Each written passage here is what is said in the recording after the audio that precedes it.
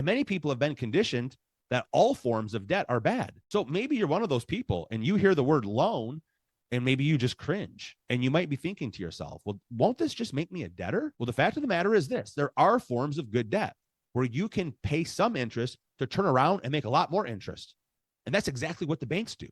In fact, when you begin to understand this and begin to think like the banks, you realize that you can make a ton of profit, even if the interest rate on your loan is the same as the interest rate on your savings.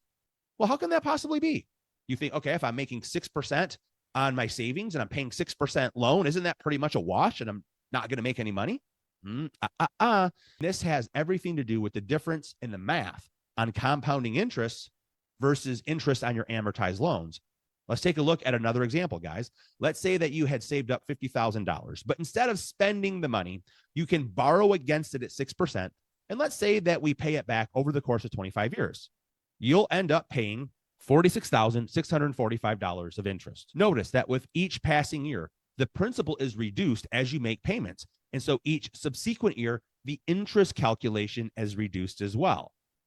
Now, let's reverse the scenario. Because you never transfer that money out of your personal economy, that $50,000 is still working for you. Let's say that it's earning the same interest rate, same rate of 6% interest over 25 years. Guess what?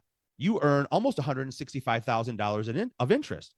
Even though the rates are the same, you come out way ahead. Why? Because the principal increases each year due to the interest earned, and it's compounding on top of each other. Compound interest, right? So each subsequent year, the interest calculation increases as well because it's calculated on an ever-growing amount of principal. So guys, let's take a look at a summary here, okay?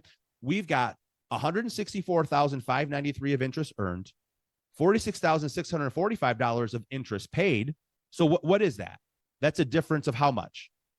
About $118,000. That's your net gain. But get this, guys, you still have the original $50,000 of principal because you never transferred that money away by paying cash for purchases. So your final balance is almost $215,000. Imagine this, you guys. And look, this is just $50,000. Imagine what happens when you put real money into one of these policies and how much of a wealth multiplier, that multiplier effect, how much that can help you over the course of 2 or 3 decades.